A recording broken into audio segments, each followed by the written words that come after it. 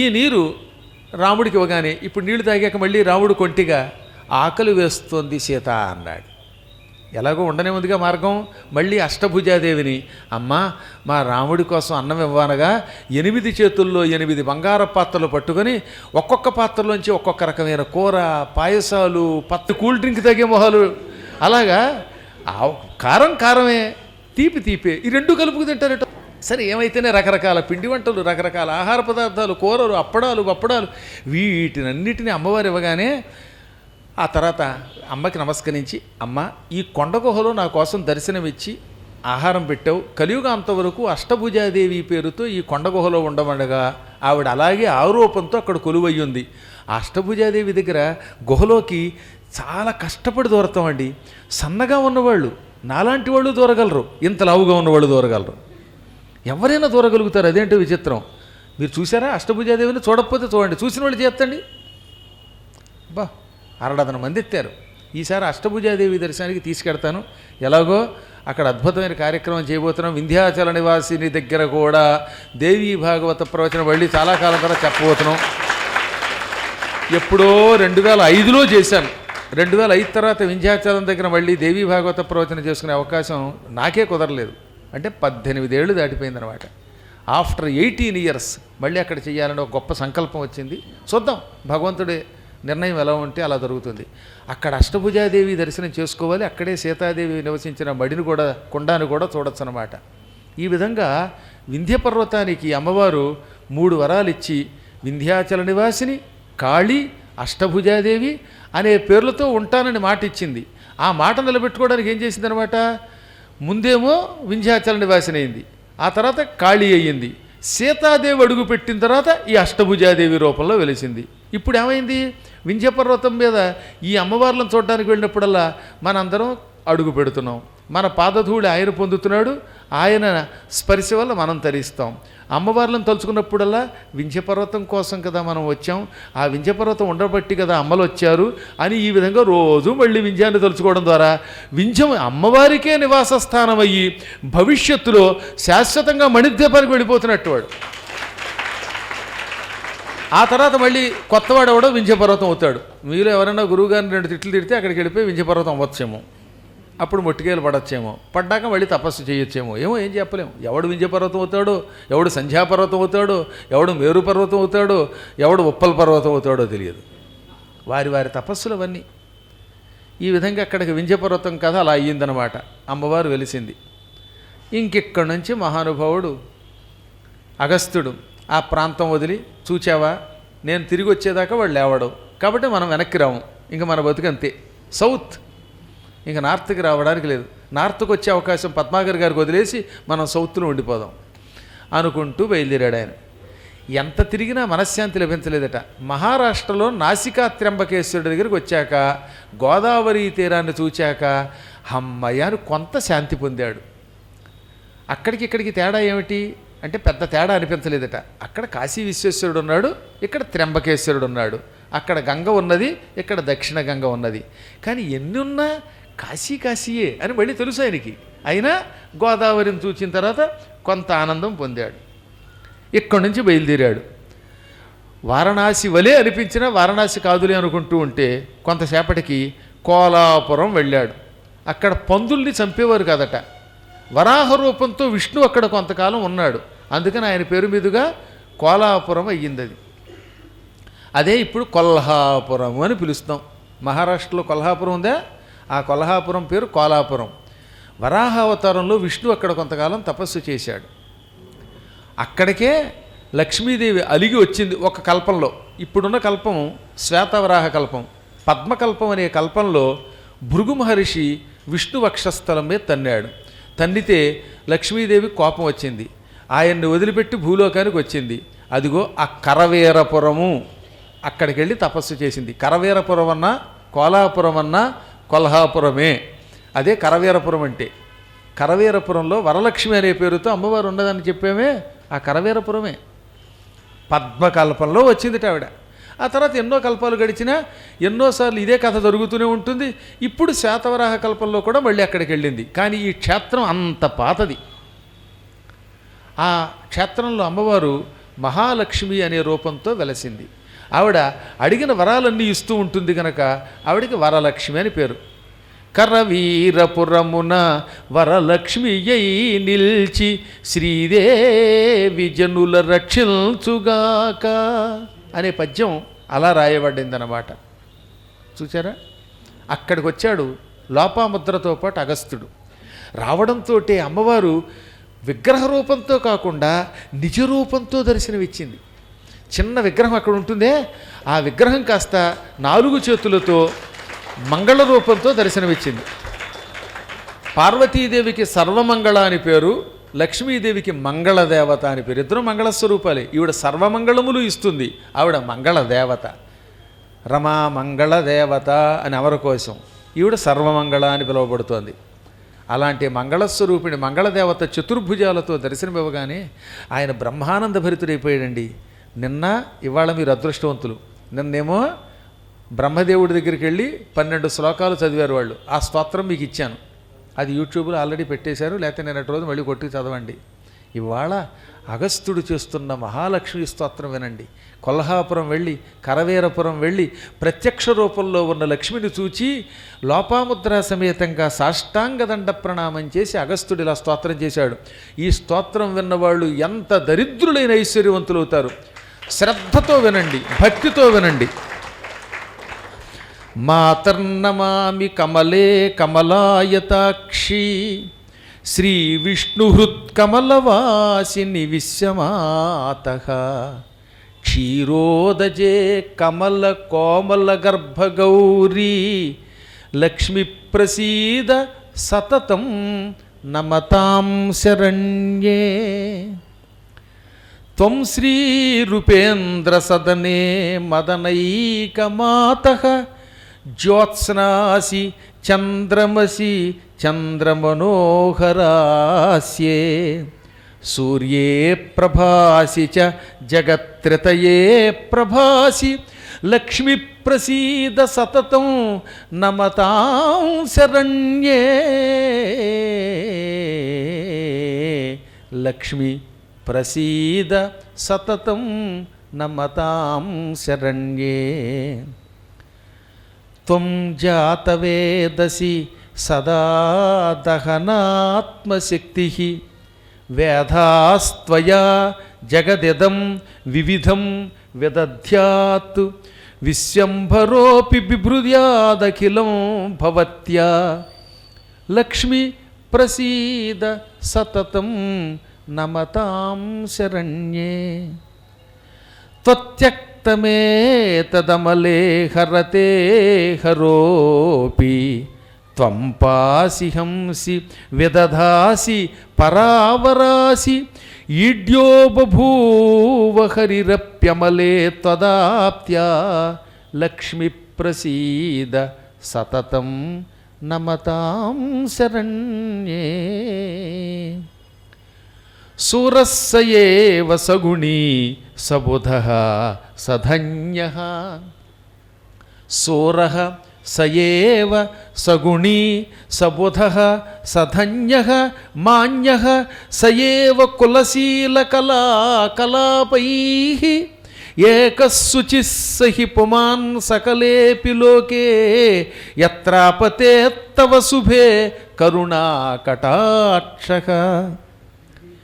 యస్మిన్ వసేః క్షణమహో పురుషే గజే స్వే స్త్రైణే తృణే సరసిదేవకులే గృహేన్నే రత్నే పతత్రిణి పసౌ శయనే ధరాయాం శ్రీకమేవ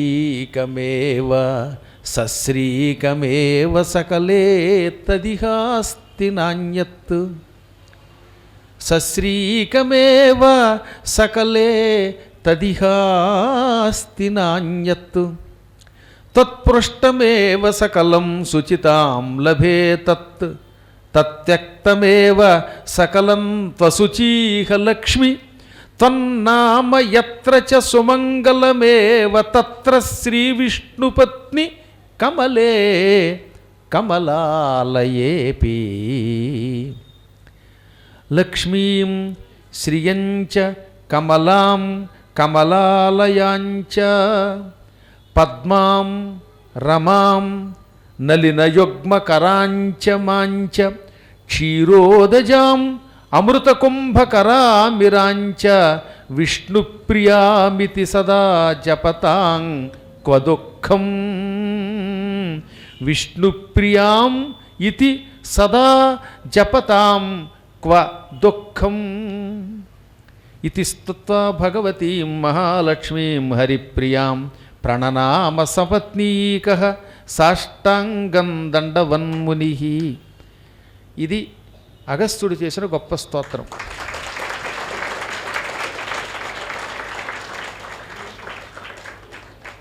ఈ అద్భుత స్తోత్రం యొక్క సారాంశం చెప్పుకుందాం.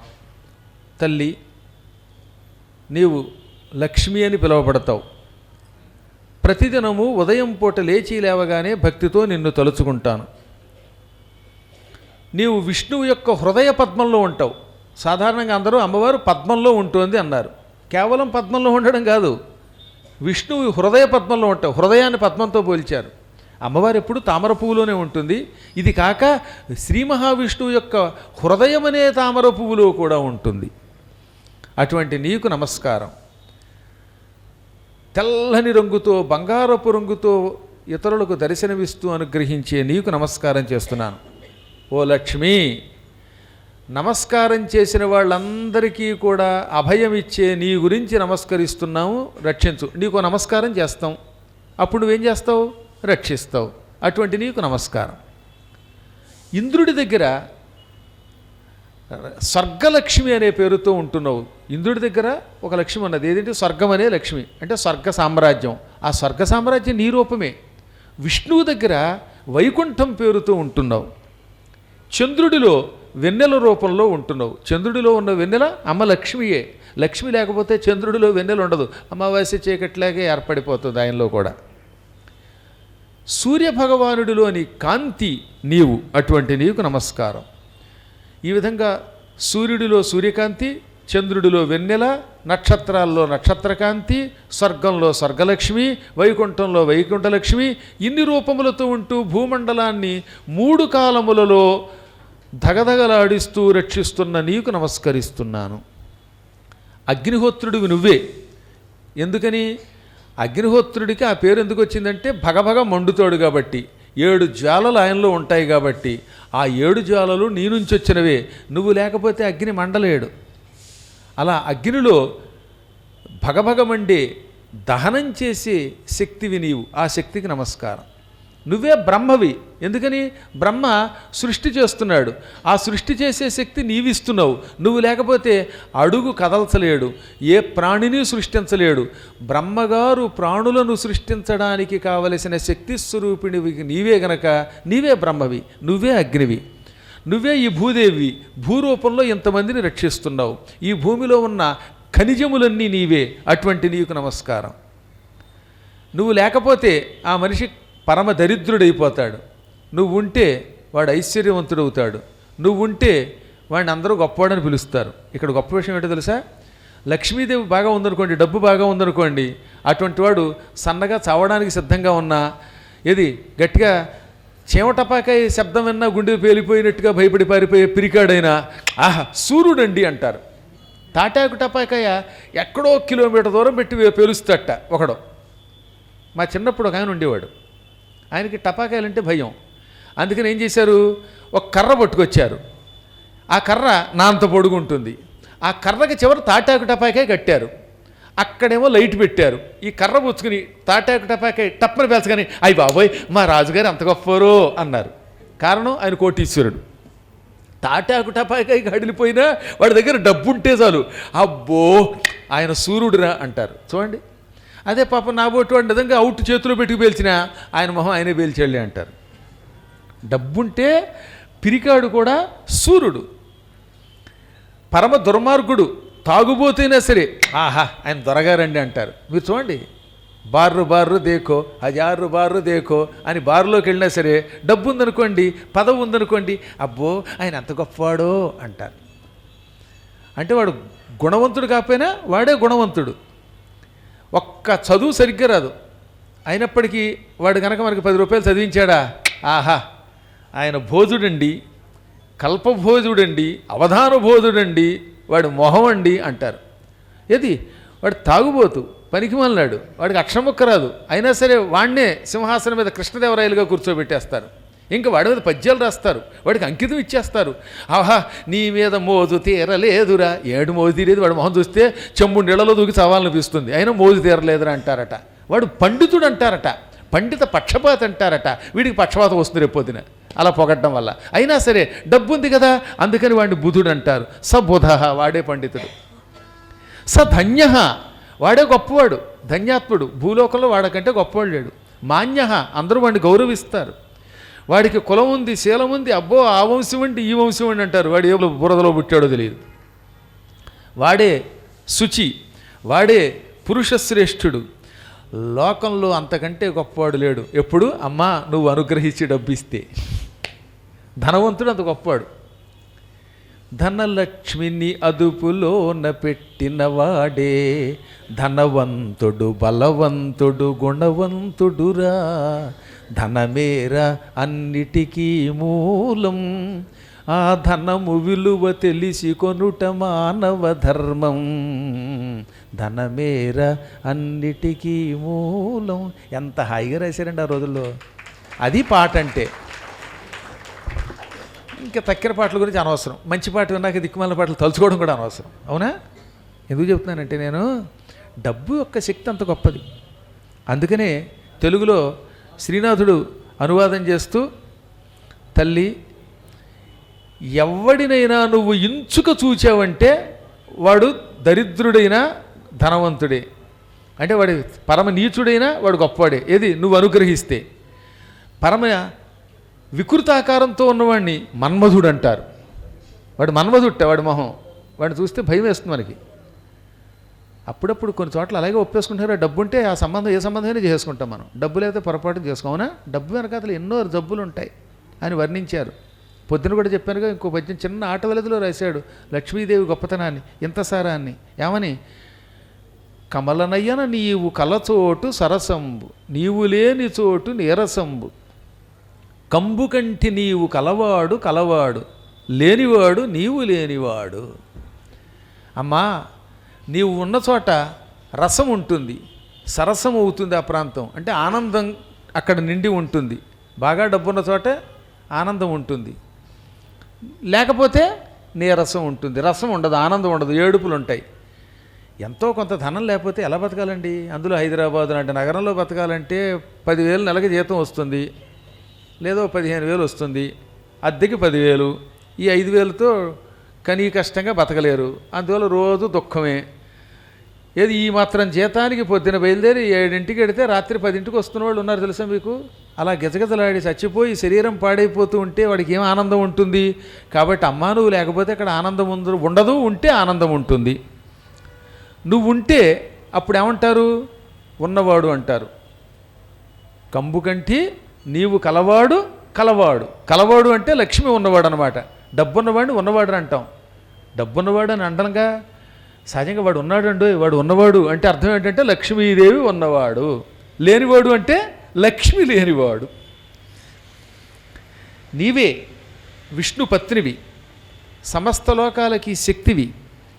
అటువంటి నీకు నమస్కరిస్తున్నాను.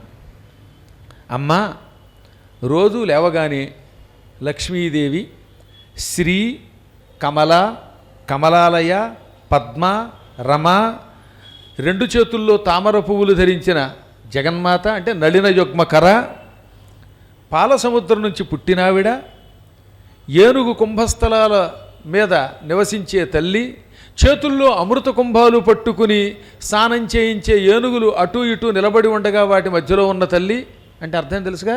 అమ్మవారికి అటూ ఇటూ ఏనుగులు ఉంటాయి, 8 ఏనుగులు, మళ్ళీ 1 ఏనుగు 2 ఏనుగులు కాదు, పటాల్లో 2 ఏనుగులు పెడతారు. కానీ అమ్మవారి చుట్టూత మొత్తం దిగ్గజములు వచ్చి తొండంతో ఏం పట్టుకుంటాయి? బంగారపు కొండలు పట్టుకుంటాయి. ఆ కొండల్లో ఏముంటుంది? ఆకాశగంగ ఉంటుంది. నిర్మలమైన ఆకాశ జలం ఏనుగులు కుండలతో పట్టుకొచ్చి బంగారపు కొండలతో ఆ కుండల మూతి నుంచి నెత్తి మీద పోస్తూ ఉంటే ఆ జలంతో ఆవిడ స్నానం చేస్తుంది. అందుకని అమ్మవారి చుట్టూత ఏనుగులు ఉంటాయి అని ఊహించుకుంటే చాలట. దిగ్గస్థిభి కనక కుంభముఖావసృష్ట సర్వాహిని విమలచారు జలప్లుతాంగీం అన్నారు శంకరాచార్యులు వారు. దిగ్గస్థిభి అని బహువచనం వాడారు. దిగ్గజములు 8 దిక్కుల్లో 8 ఏనుగులున్నాయి. ఆ ఏనుగులకి తొండాలున్నాయి. ఆ తొండములతో బంగారపు కుండల్ని పట్టుకున్నాయి. ఆ కుండలతోటి ఆకాశగంగాజలం పట్టుకొచ్చాయి. ఆకాశగంగాజలంలో కాలుష్యం ఉండదు. అందువల్ల విమల స్వచ్ఛమైన నీరు. ఎందుకని అక్కడికి మనం వెళ్ళలేదు కదా, మనతో పాటు ప్లాస్టిక్ పట్టుకెళ్ళం కదా, మన గుడ్డలు అక్కడ పారేయం కదా, ఈ సీసాలు ఈ ప్లాస్టిక్ బాటిల్స్తో పాటుగా ఏమిటంటే కవర్లు, చెత్త చెదారం, బీడీలు, చుట్లు వెయ్యం. అందువల్ల స్వర్గంలో ఎలవ చేయరండోయ్. మీరు వీసా తీసుకున్నా, పర్మిషన్ తీసుకున్నా, కొరియర్ చేసినా అక్కడికి తీసుకెళ్ళినవారు. సూర్యకాంతం కాబట్టి యమగోల్లో ఒడియాలు పట్టుకెళ్ళింది. మనం ఒడియాలు పట్టుకెడదామంటే కుదరదు. కడియాలు వేసి 4 బాతుతారు, ఆ తర్వాత బయటికి గంటేస్తారు. ఎంత గొప్పదండి ఆవిడ సూర్యకాంతం గారు. ఆవిడ మీద ఈ మధ్యన 100 సంవత్సరాల అత్తగారు అనే పేరుతో పుస్తకం వేశారు వాళ్ళ అబ్బాయి పద్మనాభం గారు. నేను కూడా దానికి ఒక ఆశీర్వచనం అంటే ఇచ్చాను. హేమాఘేమీలు రాశారు. ఆ పుస్తకం నాకు పంపించారు ఆయన. అసలు ఆ పుస్తకం చదువుతుంటే మనసు ఎక్కడికో వెళ్ళిపోతుంది. అంత గొప్ప ఆవిడ. అందులో గురువుగారు రాసిన వ్యాసం ఉంది కనుక బాగా చదవాలి. ఆ పుస్తకం కొనుక్కోండి. ఆవిడ కొడుకు అనంత పద్మనాభం, దిట్టకవి అనంత పద్మనాభం గారు అన్న ఆయన్ని వాళ్ళ సోదరి కొడుకుని పెంచుకుంది. సొంత పిల్లలు లేరు ఆవిడకి. ఆ కొడుకుని పెంచుకున్నది. ఆయన తల్లి మీద ప్రేమతోటి మంచి పుస్తకం తయారు చేశాడు. ఆవిడ ఎంత మంచిదో అందులో తెలుస్తుంది అన్నమాట మీకు. అందులో ముఖ్యంగా విజయ నిర్మలకి ఆవిడంటే చాలా ఇష్టం. అదేంటో తెలియదండి, అంత మంచి మనిషి చెట్లు ఒక్కసారి ఏది లైట్స్ ఆన్ కెమెరా అని అనగానే పాత్రలోకి పరకాయ ప్రవేశం చేస్తుంది. అప్పటిదాకా నా తల్లే ఇంకో ఒడియం వేసుకు తినవే, నీ మొహం తగలే, తినకపోతే చిక్కిపోతావే అని ఇక్కడ దాకా పెడుతుందిట. కోడలుగా ఈవిడ అత్తగారిగా ఆవిడ అవగానే జుట్టు ఇడిచేసింది ఒక క్షణంలో వాళ్ళని అని చెప్పుకొచ్చింది. ఓ రోజు నాకు విజయ నిర్మల గారు స్వయంగా చెప్పిన మాట. ఆ చచ్చి ఏ లోకానుందో మహాత్మురాలు విజయ నిర్మల గారు. ఆవిడ ఎంత చెప్పిందో సూర్యకాంతం గురించి నాకు ఎంత ఆశ్చర్యం కలిగిందో. గుత్తొంకాయ కూర ఆవిడే చెయ్యాలట. అప్పడాలు ఒడియాలు లేకుండా ఎవరికి భోజనం పెట్టదు. రోజు అంతంత క్యారేజీలు అంటే ఆవిడ తెచ్చేదిట. చంటి పిల్లల కంటే ఎక్కువ ప్రేమ మనస్తత్వం కలిగింది ఆవిడ. చాలా ఉత్తమురాలు. ఎంతోమందికి ఎన్నో పెట్టింది ఆవిడ. ఆవిడ వచ్చిందంటే పండగ షూటింగ్కి అంతమందికి ప్రేమగా కన్న తల్లి కంటే ఎక్కువ అన్నం పెట్టే ఆవిడ ఒక్కసారి కనుక పాత్రలోకి పరకాయ ప్రవేశం చేసిందా చూసేవాళ్ళు హడిలిపోయి సూర్యకాంతం అనే పేరు పెట్టుకోవడం మానేశారు. చిత్రం తెలుసా మీకు? చాలా కాలం క్రితం అంజలీదేవి గారు ఒక ఆవిడకి కాకినాడలో టిక్కెట్ కొనిచ్చి మద్రాసులో వంట చెయ్యాలి, అక్కడికి వెళ్ళి నిన్ను చాలా బాగా చూసుకుంటారని టిక్కెట్ ఇచ్చారట. కాకినాడలో సర్కార్ ఎక్స్ప్రెస్ ఎక్కాలి ఆ రోజుల్లో. టిక్కెట్ అంజలీదేవి గారు ఇచ్చారు. టిక్కెట్ పుచ్చుకున్న తర్వాత అంజలీదేవి గారు స్వయంగా ఈ వంట ఆవిడని రైలు ఎక్కించడానికి వచ్చిందిట. ఆ రోజుల్లో కాబట్టి కుదిరింది అనుకోండి, ఇప్పుడంటే కుదరదు. కానీ ఏనాటి మాట ఇది? 1953, 54 నాటి మాట. ఆ తర్వాత స్టేషన్కి వచ్చాక అంజలి గారు మీరు వచ్చారు స్టేషన్కి. ఏమిటంటే సూర్యకాంతం గారికి వంటకి మనిషి చేదుట, అందుకని వంట మనిషిని పంపించమంటే వంట వండి మాట్లాడి టిక్కెట్ ఇచ్చాను, సూర్యకాంతం గారికి వంట మనిషిని పంపడానికి రైల్వే స్టేషన్కి వచ్చాను. కానీ ఆవిడ అమ్మ బాబు సూర్యకాంతం గారి ఇంట్లో వంట టిక్కెట్ పారేసి పారిపోయిందిట. ఈ వ్యాసాలన్నీ అందులో ఉంటాయి. అంత మంచి ఆవిడని తెలియక ఆవిడ పేరు చెబితే అడిగిపోయేవారు. చూసారా? ఎందుకు చెప్తున్నానంటే ఆవిడకి కుదురుతుంది. ఆవిడ చాలా ఉత్తమురాలు. ఏ లోకానికైనా అప్పడాలు పట్టుకెళ్ళగలదు, ఒడియాలు పట్టుకెళ్ళగలదు. మనతో పాటు మాత్రం మనం ఏమీ పట్టుకెళ్ళలేము. అందువల్ల స్వర్గానికి వెళ్ళినా అక్కడ మనం ఈ ప్లాస్టిక్ పట్టుకెళ్ళలేము. అందువల్ల స్వర్గజలం ఎప్పుడూ స్వచ్ఛంగా ఉంటుందిట. అందుకని ఏం చెప్పారు? దిగ్గస్థిభి కనక కుంభ ముఖ అవసృష్ట స్వర్వాహిని విమల చారు జల పులత అంగీం. ఆకాశగంగ ఉన్నది. ఆ ఆకాశగంగ ఎలా ఉంటుంది? స్వచ్ఛంగా ఉంటుంది. అది ఇంకా ఎలా ఉంటుంది? చారు అందంగా ఉంటుంది. ఏమంటే నీరు అందంగా ఉండడం ఏమిటి? ఇలా ఎందుకు రాశారు శంకర్లు అని మీరు అడగద్దు. ఒక్కొక్కసారి కొన్ని నదుల నీళ్ళకి వెళ్ళండి, ఆ నీళ్ళని చూస్తే నల్లగా ఉండి భయం కలుగుతాయి.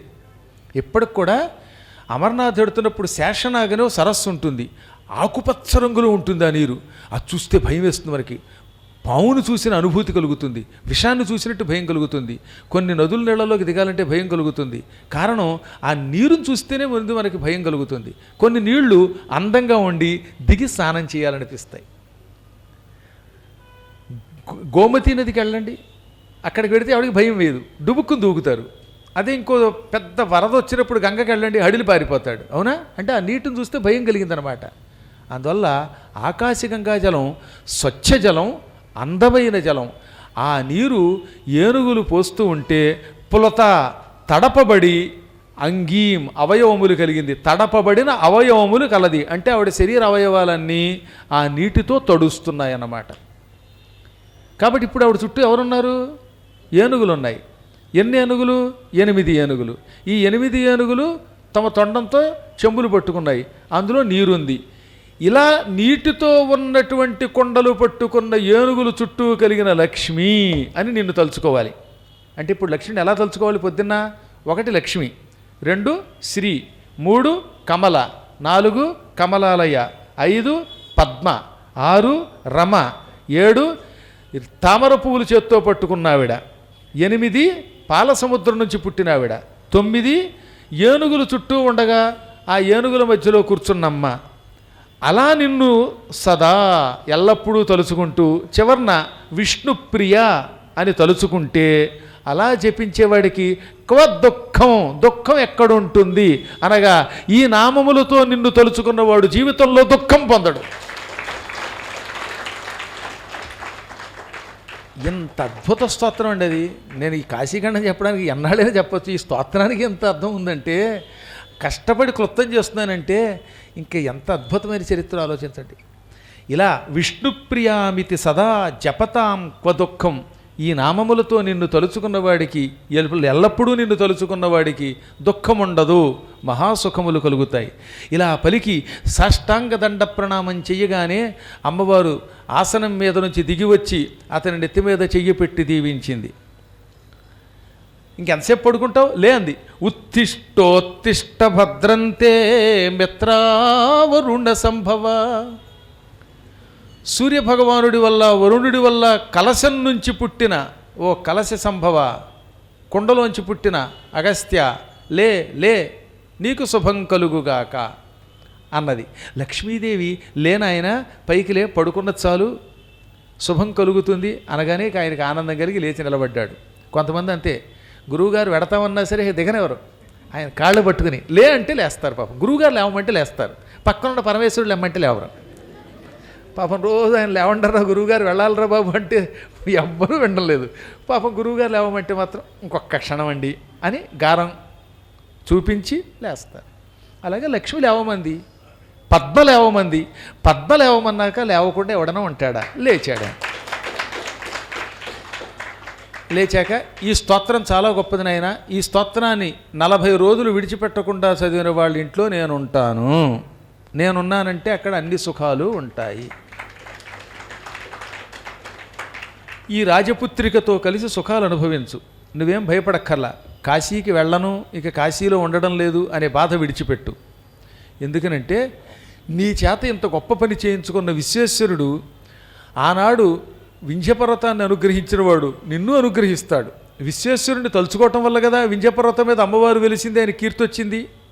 పోయే కాలం వచ్చినా మళ్ళీ సుఖం వచ్చింది. అలాగే నువ్వు కాశీని విడిచినా నీకు ఒక అపూర్వ సుఖం ఇస్తాడు. నువ్వు నీ భార్యతో పాటు కొంతకాలం పాటు ఆకాశంలో ఈ యుగాంతం అయ్యాక, ఏది కలియుగాంతం అయిపోయాక, ఈ 28వ కలియుగం అయిపోయాక నక్షత్ర రూపంలో ఉంటావు. ఇప్పుడు ప్రస్తుతం ఆకాశంలో అగస్త్య నక్షత్రం అని ఒక నక్షత్ర రూపంలో ఉంటాడు ఆయన. ఇది 28వ కలియుగం. ఆ నక్షత్రాన్ని అగస్త్య నక్షత్రం అంటారు. ఆయన శరత్కాలంలో అంటే ఆశ్వయుజ మాసంలోనూ కార్తీక మాసంలోనూ స్పష్టంగా దక్షిణం దిక్కున రాత్రిపూట ధగధగ వెలుగుతూ కనపడతాడు. ఆయన రాగానే నదులలో ఉన్న నీరులో ఉన్న బురదంతా కిందకి దిగిపోయి నది నీరు స్వచ్ఛంగా మారిపోతుంది. అందుకే అగస్త్య నక్షత్రం ఇండుపుకాయతో పోల్చారు. పూర్వం నదులకు వరద వచ్చినప్పుడు నీరు కుండతో తెచ్చి ఏం చేసేవారు? ఇండుపుకాయ అరగదీసి అందులో పెట్టేవారు. అప్పుడు ఏమవుతుంది? ఆ బురద కిందకి దిగిపోయి మంచి నీరు పైకి వస్తుంది. పైగా ఇండుపుకాయ క్రిముల్ని చంపేస్తుంది. ఇందులో కెమికల్స్ లేవు. ఈ ఫిల్టర్డ్ మనం తెచ్చుకున్న ఇంట్లోకి తెచ్చుకున్న ఈ ఆక్వా గార్డుల్లో వాటిలో కెమికల్స్ ఉంటాయి, ఇందులో కెమికల్స్ ఉండవు. అందువల్ల ఆ నీళ్లు తాగితే మోకాళ్ళ నొప్పులు రావు, ఈ నీళ్లు తాగితే మోకాళ్ళ నొప్పులు వస్తాయి. అంత గొప్ప నక్షత్రం ఆయన. ఇండుపుకాయ లాంటి వాడు నది నీరులో బురద తగ్గిస్తాడు. అలా నక్షత్రంగా నువ్వు నీ భార్య పక్కపక్కన ఉండండి. పైనుంచి కాశీని చూడండి. మీరు దక్షిణానికి వెళ్ళి తిరిగి ఉత్తరానికి రారు గనక ఈ వింధ్యపర్వతం పైకి లేవదు. దీనివల్ల మాకేమిటి ప్రయోజనం అనుకుంటావేమో. ఈ యుగం అయిపోయాక మళ్ళీ 29వ కృతయుగం, 29వ త్రేతాయుగం, 29వ ద్వాపర యుగం, 29వ కలియుగం వస్తాయి. అంటే నెక్స్ట్ రాబోయేది 29వ మహాయుగం. అప్పుడు ద్వాపరయుగంలో నువ్వు వ్యాసుడనే పేరుతో పుట్టి 18 పురాణాలు రాస్తావు. అంటే ఇతనికి భవిష్యత్తులో వ్యాసుడి పదవి వచ్చిందిట. అప్పుడు నీకు లాభమేమిటి? ఏకోనత్రింశకే బ్రహ్మన్ సత్యం వ్యాసో భవిష్యతి తదా వారాణసీం ప్రాప్య సిద్ధిం ప్రాప్స్యభీప్సితాం. 29వ ద్వాపరయుగంలో వ్యాసుడిగా పుడతావు. అప్పుడు వ్యాసుడి రూపంలో కాశీకి వెడతావు. కాశీకి వెళ్ళి నీవనుకున్న పనులు నెరవేర్చుకుంటావు. యస్య వ్యాదాన్ పురాణాన్ని ధర్మాన్ సముపదిశ్యచ. మళ్ళీ పురాణములు 18 రాస్తావు. మత్స్య మార్కండేయ భవిష్య భాగవత బ్రహ్మ బ్రహ్మాండ బ్రహ్మ వైవర్త వరాహ వామన వాయు విష్ణు అగ్ని నారద పద్మలింగ గరుడ కూర్మ స్కాంద పురాణములనే 18 పురాణాలు రాస్తావు. ఈ 18 పురాణాలు మళ్ళీ పద్మాకర్ గారు అని ఆయన చెబుతాడు. ఈ పద్మాకర్ గారు వైకుంఠానికి వెళ్ళిపోతారు. ఆ టైంలో ఈయన మీద భక్తితో ఉన్నవాళ్ళు ఎవరో, ఇలాంటి వాళ్ళు ఎవరో సేవ చేస్తారుగా. జై గురో గురో బలం ప్రవర్ధతం అన్న వాళ్ళు ఉంటారుగా. అలా అరిచిన వాళ్ళలో ఎవరి మీదో దారి చూపించి ఆయన పద్మాకరుడిగా పుట్టిస్తట. అప్పుడు నువ్వు రాసిన పురాణాలు ఆ పద్మాకర్ గారు చెబుతారు. ఏది? ఈ యాదవనగర్లో, ఈ కృష్ణాలయంలో. ఆ తర్వాత వేదాలు విభజిస్తావు. ఇంకా పురాణములతో పాటు ధర్మములన్నీ చెబుతావు. లోకమునకు హితం చేకూరుస్తావు. అప్పుడు కాశీలో చివరి క్షణాల్లో నివసిస్తావు. వ్యాసుడికి మాత్రమే చివరి క్షణాల్లో కాశీలో ఉండే అవకాశం ఉంటుంది. అప్పుడు నువ్వు శాశ్వతంగా ముక్తి పొందుతావు. ఇది నేను నీకు ఇస్తున్న వరం అని కొల్హాపుర మహాలక్ష్మి వరం ఇచ్చింది. ఈలోపు కాశీకి వెళ్ళలేదు అని బెంగెట్టుకోవద్దు. పంచక్రోశ యాత్రకి ఇక టిక్కెట్లు లేవు అని అనౌన్స్ చేశారని బెంగెట్టుకోవద్దు. ఈలోపు ఏం చేస్తావు? పద్మాకర్ గారు చెప్పిన కాశీఖండం విను. ఆ ఖండం నువ్వు ఇచ్చిందే ఆయనకి కూడా. ఆ తర్వాత దక్షారామానికి వెళ్ళు. తుల్యభాగా తీరంలో ఉన్న ఈక్షణ ముక్తేశ్వరుడు, అంటే ఇప్పుడు సంపర అంటున్నాను దాన్ని, ఆ ఈక్షణ ముక్తేశ్వరుని సేవించు. ఆ తర్వాత స్వామిమలకి వెళ్ళు. స్వామిమల అనే పేరుతో ఒక కొండ ఉన్నది. అది కొంతమంది ఏమో ఈ తమిళనాడులో ఉందంటున్నారు. కానీ నిజానికి మన పురాణాలు స్వామిమల అన్నా, మలయ పర్వతం అన్నా, మలేషియా అన్నారు. అక్కడ ఇప్పుడు కుమారస్వామి విగ్రహం లేదా? నాతో పాటు మలేషియా వచ్చిన వాళ్ళు చేయొద్దండి. ఒకడు ఎత్తాడు, అక్కడ ఇంకొక ఆయన ఎత్తారు. అక్కడ మీరు అందరినీ కొండ మీదకి తీసుకెళ్ళడం గుర్తుందా? పెద్ద అద్భుతమైన కొండ, కోట్ల సంవత్సరాల కొండ అది. ఆ పైన కొన్ని లక్షల సంవత్సరాల క్రితం చెక్కిన విష్ణువు యొక్క విగ్రహాలు కొండ పైన ఉన్నాయండి. ఇప్పుడు ఈ పైన పద్మం ఉందా, అలా విగ్రహాలు కొండపైన చెక్కారు. ఎన్ని లక్షల సంవత్సరాలు లెక్క పెట్టలేరు. అక్కడ ఒక కుమారస్వామి విగ్రహం ఉంటుంది, 90 అడుగుల విగ్రహం.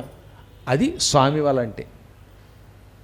ఆ ప్రాంతంలోనే, ఆ కొండలోనే అగస్త్య మహర్షి శాపానికి గురయ్యాడు. ఎవరు?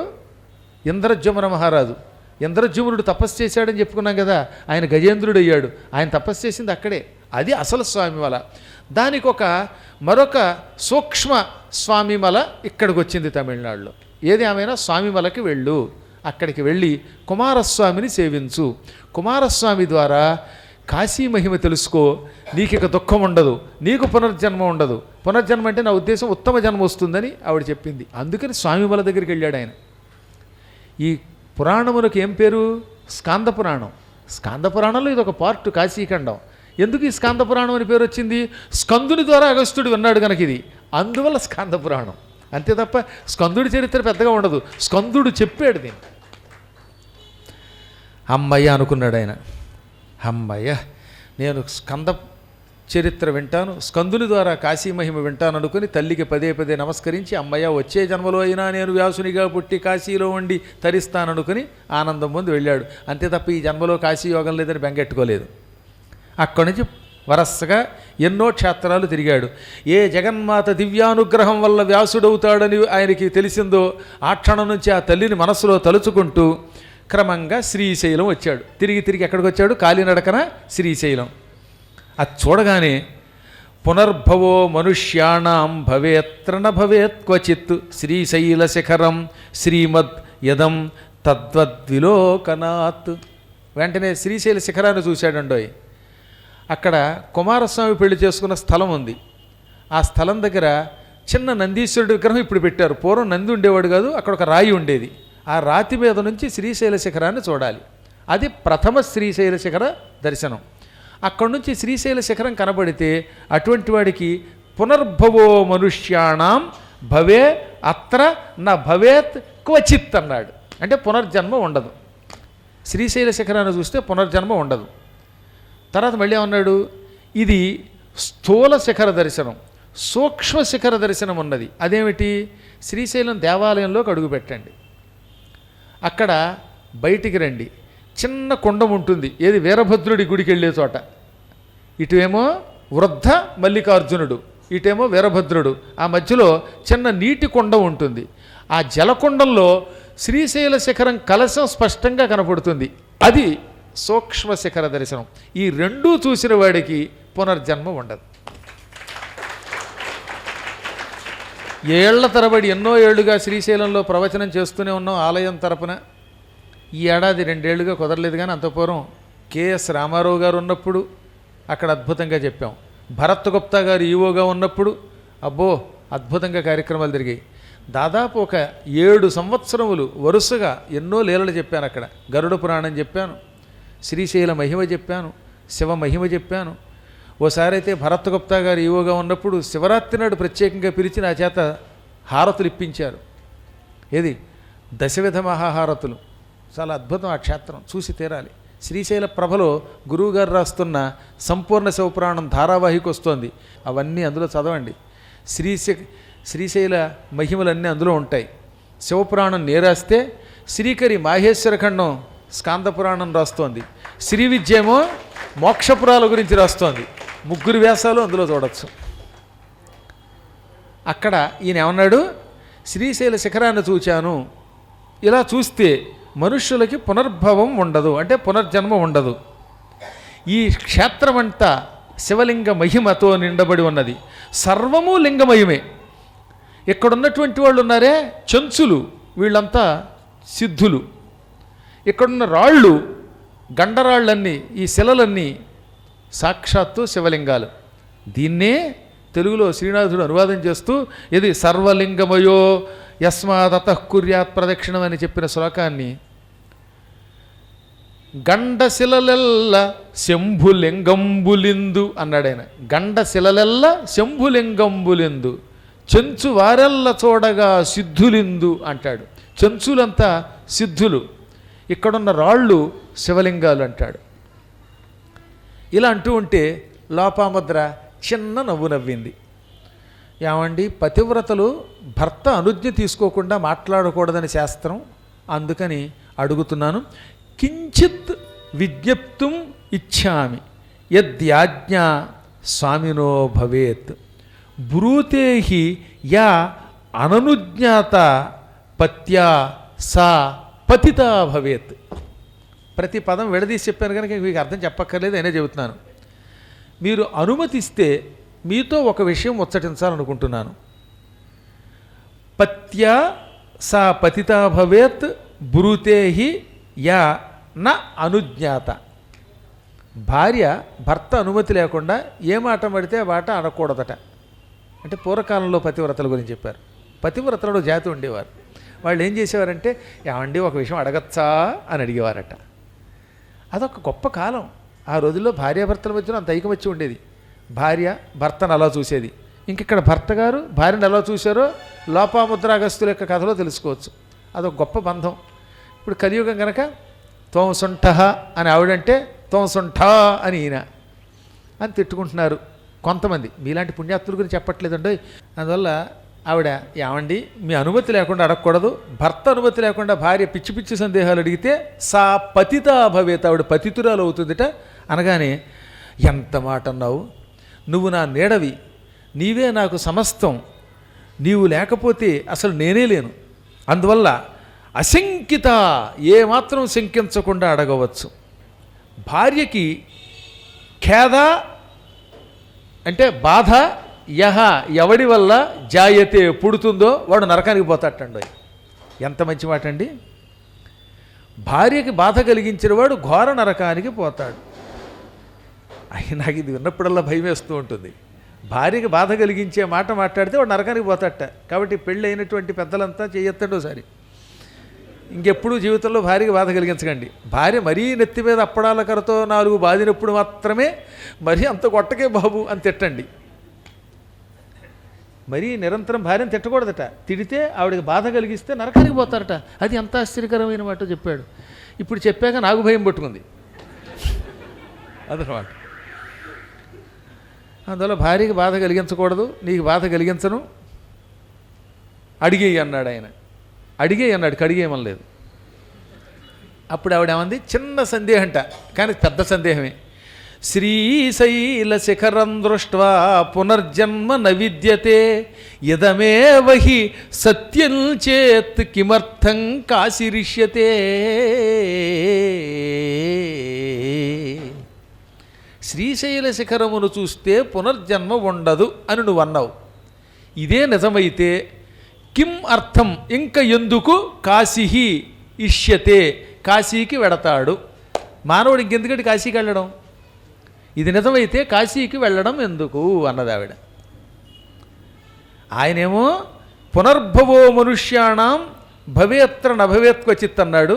కానీ ఈవిడు అందనమాట, శ్రీశైల శిఖరం దృష్ట్వా పునర్జన్మ న విద్యతే యదమేవ హి సత్యం చేత్ కిమర్థం కాశిరిష్యతే.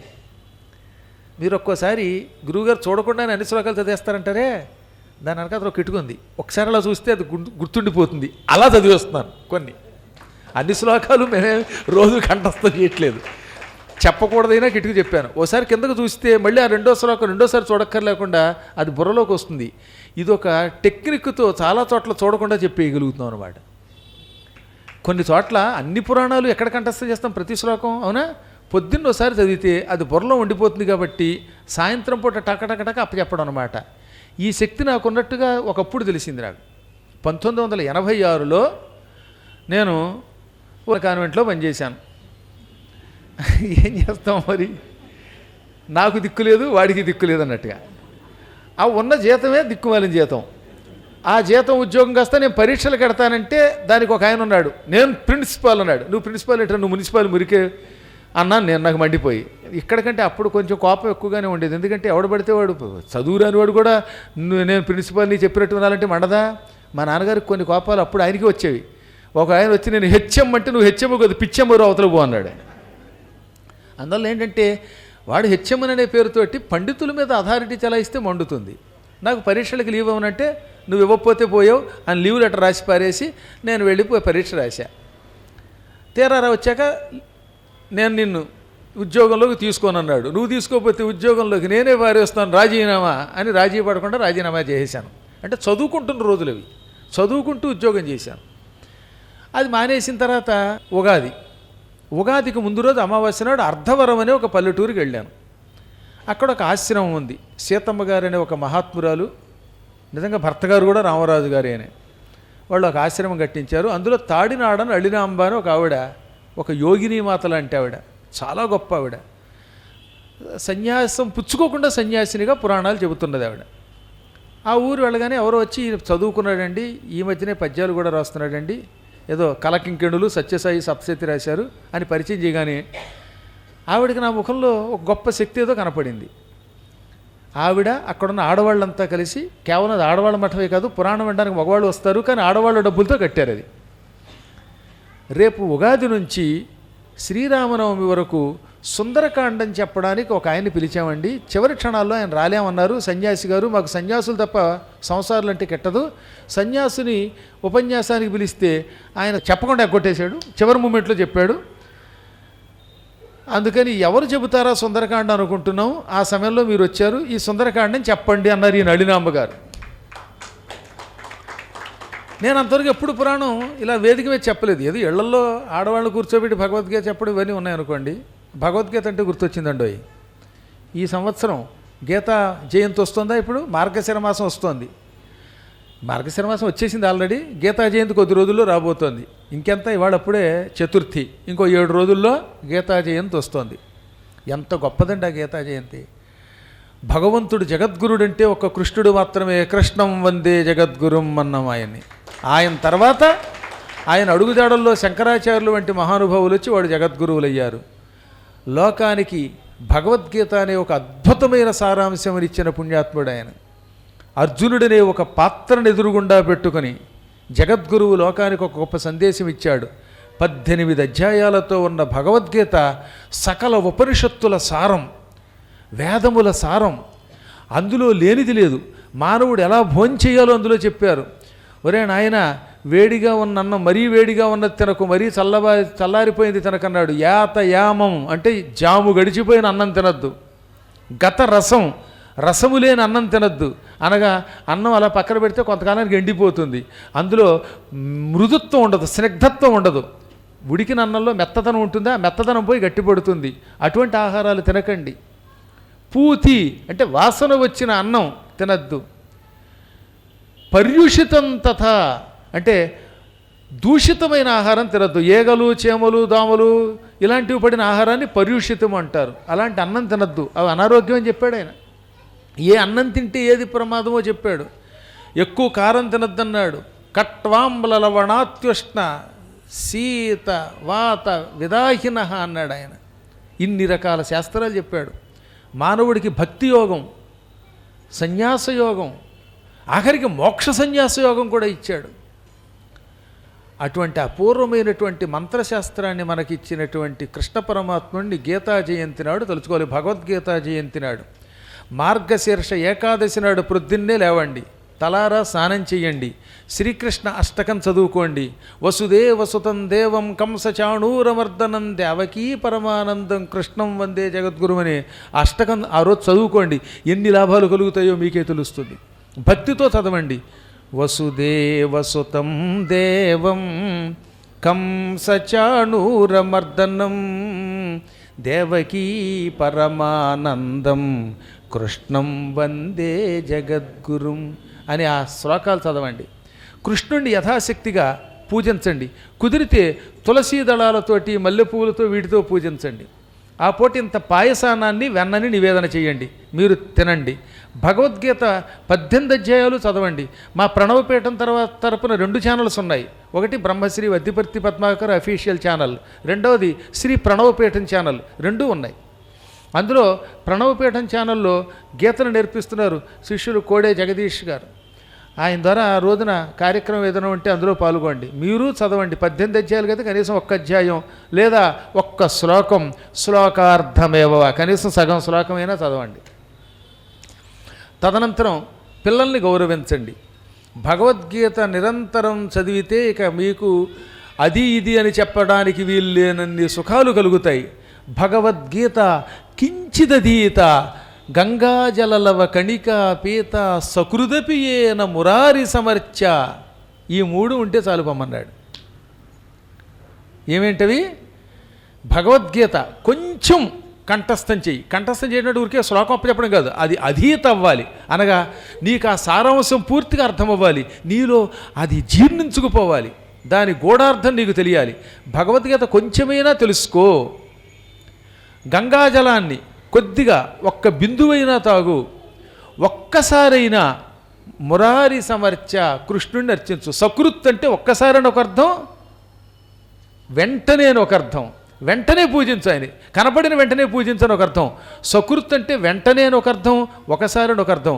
జీవితంలో ఒకసారైనా కృష్ణుడిని పూజించు, లేదా కనపడిన వెంటనే పూజించు. ఆ 3 చేస్తే ఇకవాడు యమేనన చర్చా క్రియతే, యముడితో చర్చించడు, అనగా యమలోకానికి వెళ్ళడు, వాడు ముక్తినే పొందుతాడు, ముక్తి పొందుతాడు. అంత గొప్పది ఆ గీత. అటువంటి గీతని పూజించండి, మీరంతా తరించండి అని మంగళాశాసనం మళ్ళీ చేస్తున్నాను. ఎందుకు చెబుతున్నానంటే, నేను ఆ మహానుభావురాలు మరి నన్ను చూచి, నాయనా రేపటి నుంచి సుందరకాండని చెప్పన్నది. ఏ శుభముహూర్తంలో చెప్పావు? ఆ చెప్పడానికి గల కారణం ఇంత కథ వెనకుందని చెబుతున్నాను అనమాట. ఆయన ఉద్యోగం ఎవరు పొమ్మన్నాడు, నువ్వు లీవ్ పెట్టావన్నాడు. దాంతో కోపం వచ్చింది, రాజీ పడక రాజీనామా ఇచ్చాను. ఆ సత్రానికి వెళ్ళాను. తీరా అక్కడికి వెళ్ళాక ఆ మఠం వాళ్ళు మేము ఎవరినో పిలిచాం సుందరకాండం చెప్పమన్నారు, కుదరదన్నారు. 1986 మార్చి నెలది ఉగాది కరెక్ట్గా రేపు వస్తోంది, అమావాస్య అన్నమాట. ముందు రోజు కలిశాను. ఆ అమావాస్య నా జీవితాన్ని మార్చేసి పూర్ణిమని చేసింది.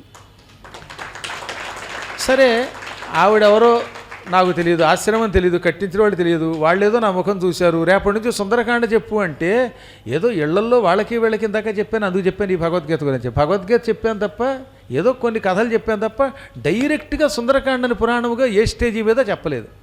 ఇళ్లల్లో భగవద్గీత చెప్పచ్చు, ఆడవాళ్ళకి పర్వాలేదు. స్టేజీ మీద చెప్పాలంటే కొంచెం ధైర్యం కావాలి. భగవంతుడు నాకు ఒక గొప్ప ధైర్యం చిన్నప్పటి నుంచి ఇచ్చాడులేండి. దానికి గల కారణం మా నాన్నగారు కూడాను. అందుకని వెనక ముందు చూడకుండా వచ్చేస్తున్నానన్నాను. ప్రతిదినము మధ్యాహ్నం పూట 2 గంటలకు పురాణం అది. వాళ్ళంతా భోజనం చేసి వచ్చి కూర్చునేవారు.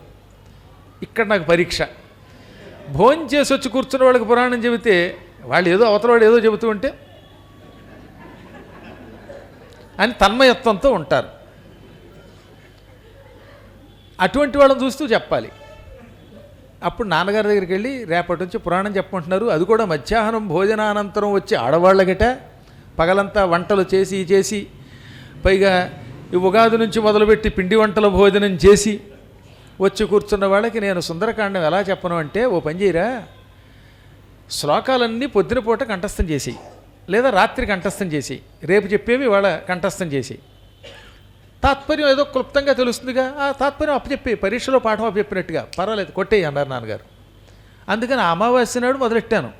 తతో రావణ నేతాయా సీతాయా శత్రుకరిశన ఏష పదమన్వేష్టం చారణా చరితేపతి దుష్కరం నిష్ప్రతిద్వంద్వం చికీర్షన్ కర్మవానర సముదగ్ర శిరోగ్రీవో గవాంపతిరివా బభౌ అథ వైదూర్యవర్ణేషు శాద్వలేషు మహాబల ధీరస్సలిలకల్పేషు విచచార యథాసుఖం ద్విజాన్ విత్రాసయన్ ధేమానురస పాదపాన్హరన్ మృగాంశ్చ సబుహూన్ నిఘ్నన్ ప్రవృద్ధైవ కేసరి నీలలోహితమాంజష్ట పద్మవర్ణై సితాసితై స్వభావసిద్ధైర్విమలై ధాతుభి సమలంకృతం.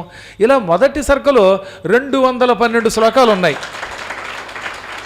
ఆ 212 శ్లోకాలు కేవలం 2 గంటల్లో వచ్చేసాయి.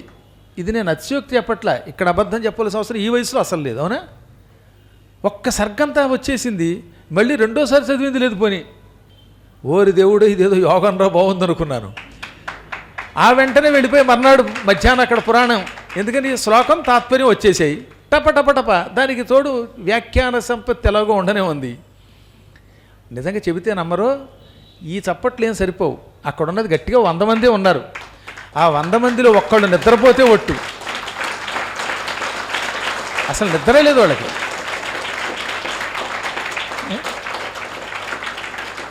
పైగా మైకు లేదు, మైకు పెట్టేవాళ్ళు లేడు అక్కడ, కంగుం అనేది లేదు. కేవలం కంఠంతో చెబితే ఆ 9 రోజులు ఒక పండగ అయిపోయిందండి. ఇక ఆ సన్మానం అది మర్చిపోలేని జీవితంలో. ఇక మళ్ళీ నా జీవితంలో వెనక్కి తిరిగి చూసుకోలేదు. అప్పటి నుంచి ఇప్పటిదాకా పురాణాలు చెబుతూనే ఉన్నాను. 1986 ఉగాది నాడు మొదలైన ఈ ప్రయాణం ఇప్పటికీ ఎన్నేళ్ళైంది? 37 సంవత్సరాలు పూర్తి. అప్పుడే రేపు ఉగాది వస్తే 38 ఏళ్ళు. అంటే నా వయస్సు కంటే పురాణం చెప్పింది ఎక్కువలో ఉంది నాకు, సర్వీస్ కంటే ఇది ఎక్కువ అనమాట. ఇదంతా ఎందుకు చెప్పారు ఇప్పుడు గురువుగారు? ఒక్కసారి చూసి అక్కడ మర్నాడు అప్పచెప్పేస్తూ ఉంటే అబ్బబ్బా ఎన్నాళ్ళు చదివాడు ఈయన అనుకునేవారు వాళ్ళు. ఒక్కొక్క పద్యం 100 సార్లు తెక్క కంఠస్థం చేశాడని. ఏమీ లేదు. భాగవతం అలాగే చదివాను, భారతం అలాగే చదివాను, సుందరకాండం అలాగే చెప్పాను. అలా చదవడానికి టైం లేనప్పుడే ఎదురుగుండా పుస్తకంలో చూస్తే అప్పుడు కూడా కిందకి అలా చూస్తే ఆ శ్లోకం మళ్ళీ గుర్తొచ్చేసేది. అదేం విచిత్రమో తెలియదు. ఇది భగవంతుని మహిమ, పరమేశ్వరుడి కటాక్షం. లేకపోతే ఈ వయస్సులో శతావధానం చేయడం ఎవడ వల్ల అవుతుందండి? 58 ఏళ్ళు వచ్చాక శతావధానం ఎందుకు చేస్తున్నామంటే, నిజంగా ఆ ఆది దంపతులు శివకేశవులు, త్రిమూర్తులు, త్రిమాతలు, ఆ పరాశక్తి నన్ను కూర్చుని అనుగ్రహించి ఈ పిచ్చాన్ని ముందుకు తోసి ఓ బచ్చాగాడు లాంటి పిచ్చివాణ్ణి మహాపండితుడిగా భూలోకంలో నిలబెడుతున్న ఆ పరమాత్మకి భక్తితో నమస్కారం చేసుకుంటా.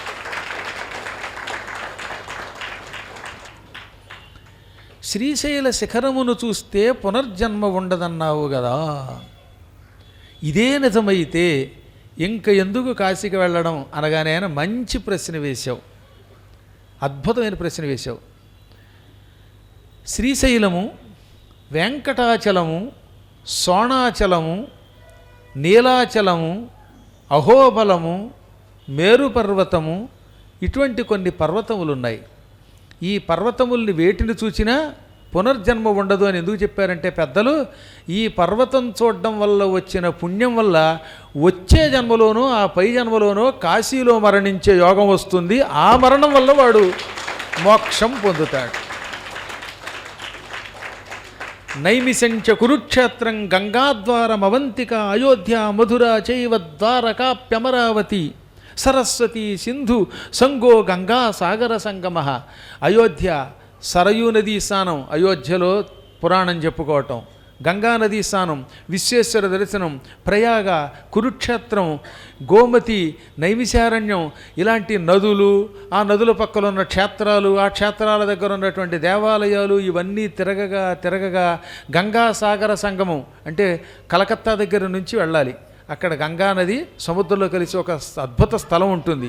అక్కడే ఉలూచి అనే నాగకన్య అర్జునుడిని పెళ్లి చేసుకున్నది. అక్కడే సౌభద్రమును ఒక మడుగు ఉంటుంది.